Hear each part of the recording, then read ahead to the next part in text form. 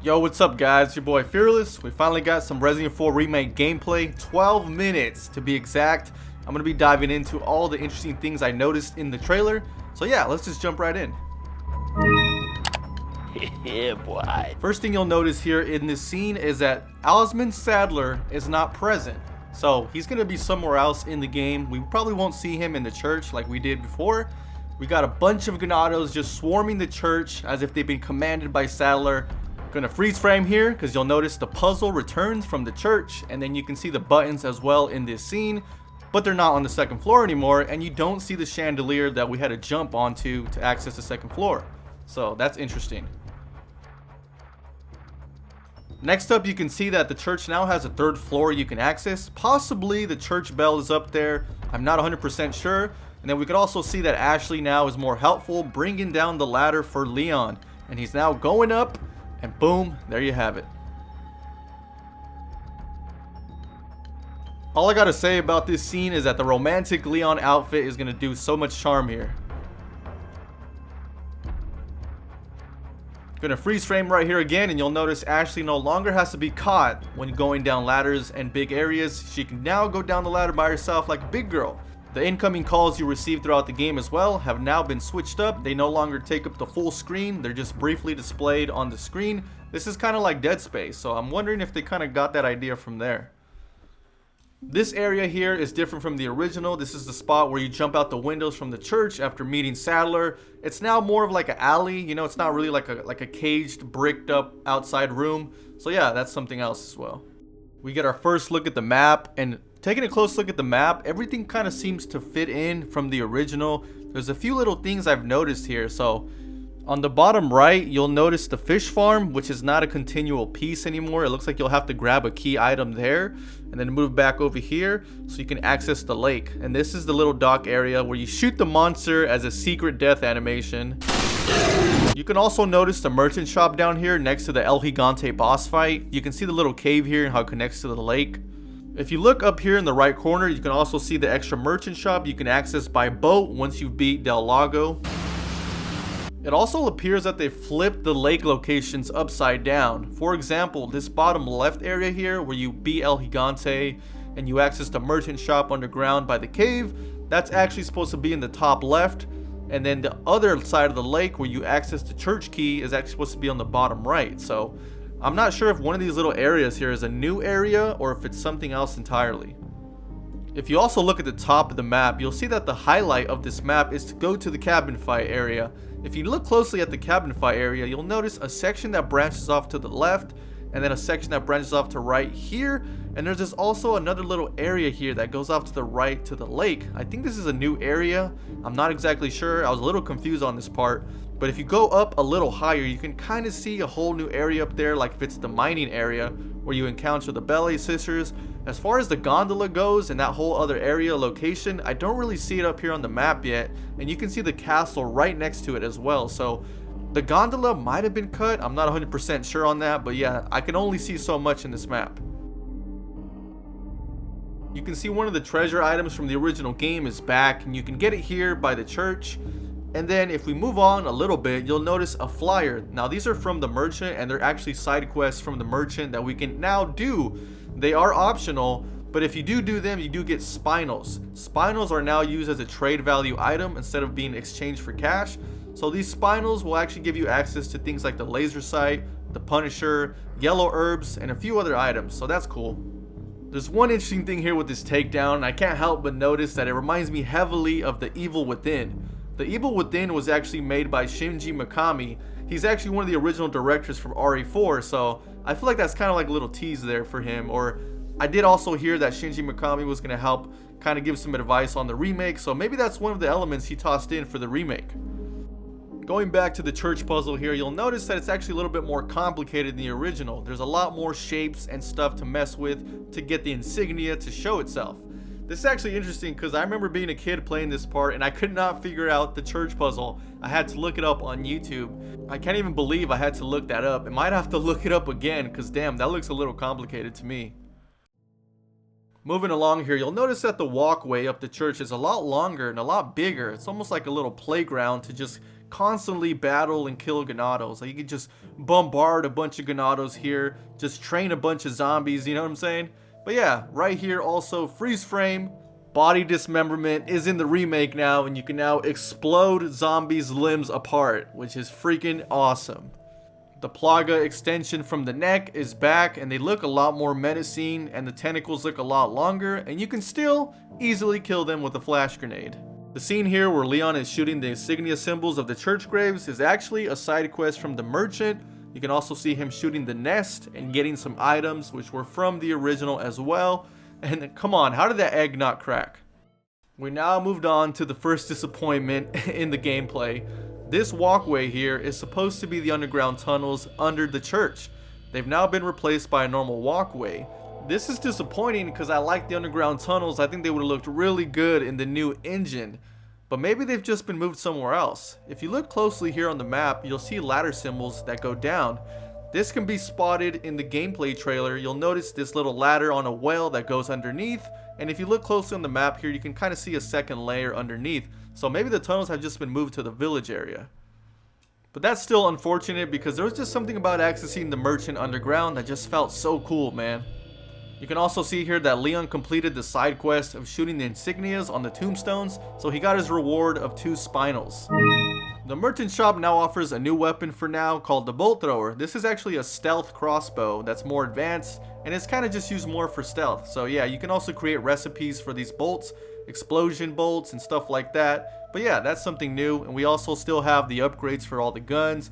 We can now upgrade the knife, which is new as well. So yeah, everything's back. You can also notice that you can sell the keys and special items you need to access certain doors. So I'm assuming it's like RE2 Remake, where once you've opened up the room or the gate, you know, you can just sell the keys because you won't need them anymore. We now have a new quick access weapon wheel, so we don't have to access the inventory every time we want to switch a gun. It's just all on the fly.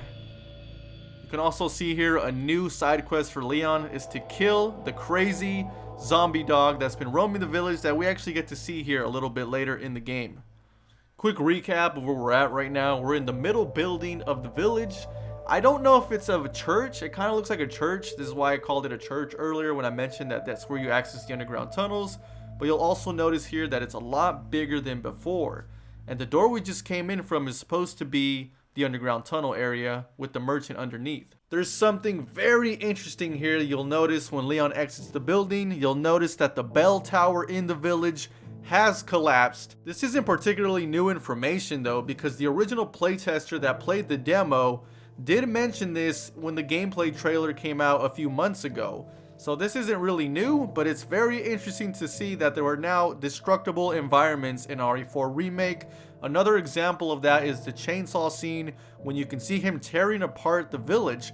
He also did mention in another separate video that there's certain areas that the chainsaw guy breaks down around the village, and once they're broken down, they're completely blocked off and you can't access anymore. So destructible environments in the remake are definitely going to be a thing. One last good example of this as well, in the trailer you'll notice that Leon and Ashley are on a wooden bridge and he shoots a Ganado and it happens to collapse the whole bridge area, which is speculated to be past the church. But yeah, just something very interesting to note.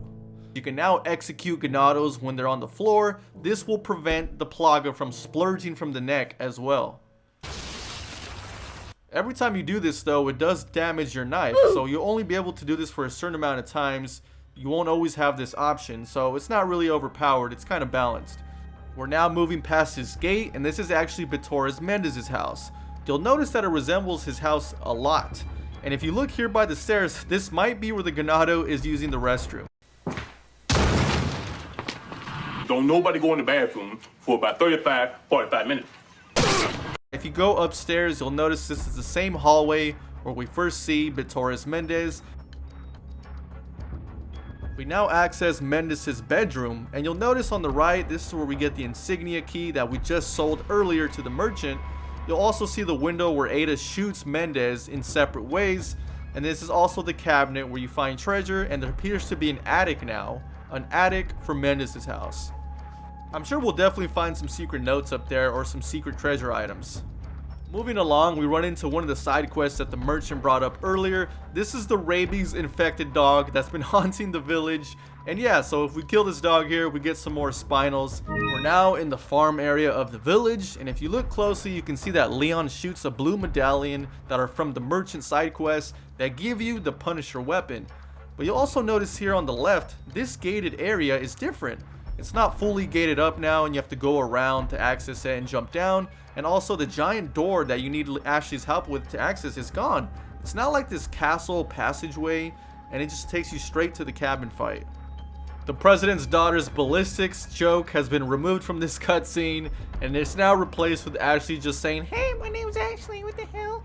Senorita has a name, Miss Ashley. You are? What are you doing here? I can see we've got a lot of reused assets from other Resident Evils and remakes. You know, these boxes with like tape on them or like spray paint. You can move the shelf into the window now. Everything's back, and I swear I've seen that cabinet in freaking Village. You can now board up the windows like in RE2 Remake as well. You'll notice some handgun ammo right here on the side of the table. I'm not sure if Luis still tosses you ammo around during this segment, but yeah, just something to note here. We got our first introduction to one of the new enemies here in RE4 Remake. This guy is named the Brute, and he appears to be just a more stronger and crazier Ganado. He's wielding a giant hammer, and he's also wearing a real cow head on his head. He also just reminds me heavily of the Executioner from RE5. This is pretty much him in RE4. Something interesting to point out about him that was stated in the interview was that he was actually added late in development, and he's actually a concept from one of the cut enemies of the original game. But yeah, the interviewer also said that he's not a one-time boss. He's actually a reoccurring boss that comes here and there, because he stated that he's already killed him multiple times before this segment. And as you can see, he does tons of damage. Just that one hammer strike pretty much knocked down all of Leon's health. So this is pretty much a one-shot kill in professional difficulty. Next up, you can see the headdress treasure is back in the remake, and you'll notice that you have to assemble the jewels yourself onto the mask, which is pretty cool. I'd love to just overall mess with more treasures in the game, kind of like a little mini puzzle, and just get an overall better sense of the design behind the treasures in the game. Last but not least, we can see that the typewriter has been expanded. You can now access your DLC outfits and weapons at the typewriter. You can also customize your attached cases here as well. Apparently the black attached case gives you more health items, and you'll also notice that you can put charms on the attached case, which gives you perks as well. So this chicken charm here actually gives you 100% health when eating an egg. So that's just one example. We do also have a handgun ammo charm and a herb charm in the deluxe edition, and I'm assuming that the herb charm gives you more health drops, the handgun ammo will give you more ammo drops, and believe it or not, these will actually add a lot more replayability to higher difficulties in the game. You can do a highest difficulty more ammo run, or you can do a highest difficulty more health run. You choose what you want, but this definitely adds more replayability to the game. We still have the gold attaché case and the classic attaché case provided in the deluxe edition. I personally don't even know what they do yet. Let me know if you know what they do down below. Maybe the gold attaché case will give you gold guns like we've seen in the VR version of RE4, or they'll just give you so much more ammo and everything all together, you know what I'm saying? But yeah guys, that's it for the video. Hope you guys enjoyed. Please drop a like and subscribe and share this video if you think I did a good job of breaking down the whole video, the whole gameplay. But yeah, that's it for now guys. I'll see you guys next time.